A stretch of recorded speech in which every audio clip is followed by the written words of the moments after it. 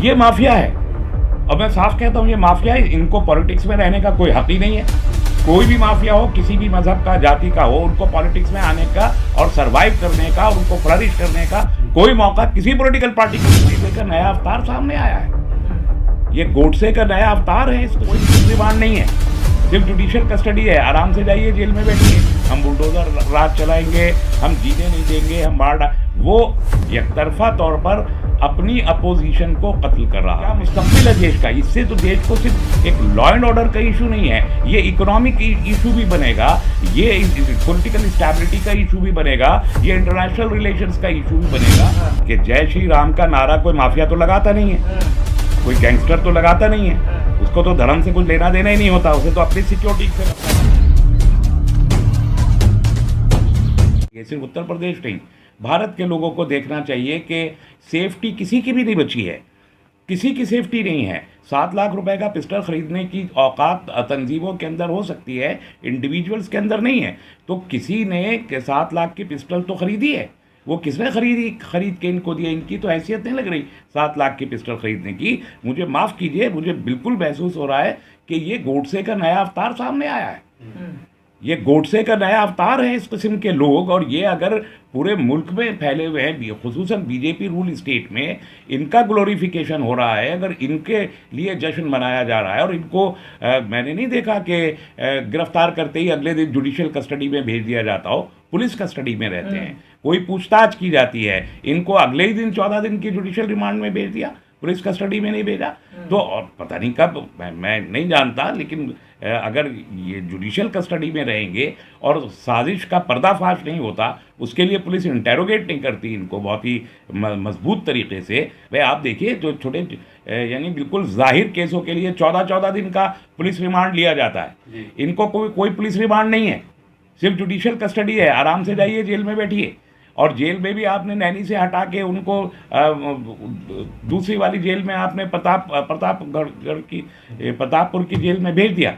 तो ये चीज़ें बता रही हैं कि कहीं ना कहीं एडमिनिस्ट्रेशन जो कहता रहा है कि हम मिट्टी में मिला देंगे, हम ठोको राज चलाएंगे, हम बुलडोज़र राज चलाएंगे, हम जीने नहीं देंगे, हम वो एकतरफा तौर पर अपनी अपोजिशन को कत्ल कर रहा है और करवा रहा है। और जो उनके साथ है, रूलिंग पार्टी के साथ हैं, वो महफूज हैं, वो 7-7 लाख रुपए की पिस्टल लेके घूम सकते हैं, वो बिल्कुल मीडिया की मौजूदगी में एक इवेंट ऑर्गेनाइज कर सकते हैं कत्ल का, और शॉक वेव्स भेज सकते हैं तमाम देश के अंदर। ये सिर्फ यूपी का वाक़या नहीं बचा, पूरे देश में खौफ इससे बपा हुआ है कि अगर इंसाफ का पैमाना ये है कि सड़क पे खड़े होके एक मुलजिम को शूट कर दिया जाए, तो फिर अदालतों की और पुलिस के पूरे सेटअप की कोई ज़रूरत नहीं।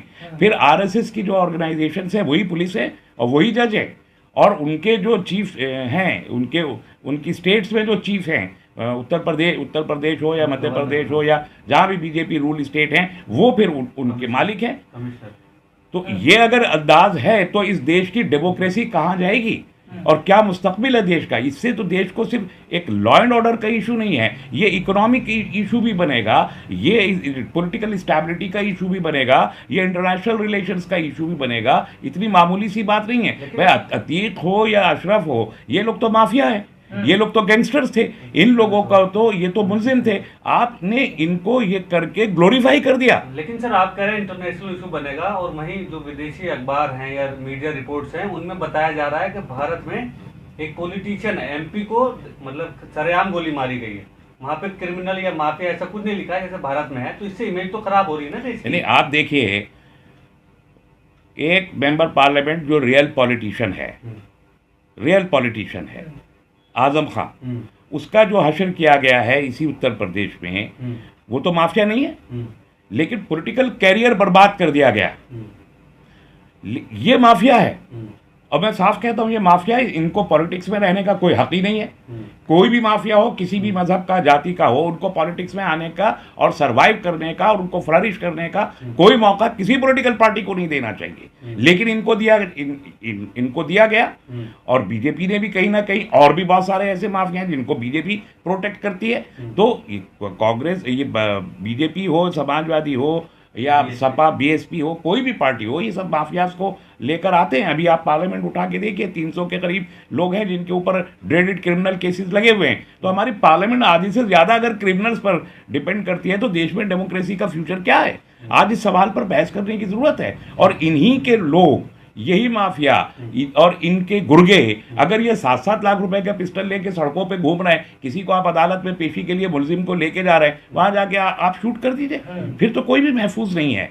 और फिर उसके बाद उत्तर प्रदेश के चीफ मिनिस्टर ये कहें कि एनकाउंटर के बाद के हम एसटीएफ का शुक्रिया अदा करते हैं, फिर कहें कि ये राजू पाल को श्रद्धांजलि है इसका एनकाउंटर। इसका मतलब ये होता है कि एनकाउंटर की परमिशन दी गई थी कि इनको एनकाउंटर करें। और फिर जब यूपी के मिनिस्टर्स कहते हैं कि ये तो आसमानी इंसाफ था, इसका मतलब गोली मारने वाले लोग फरिश्ते थे, दूत थे, ये बताने की कोशिश की जा रही है।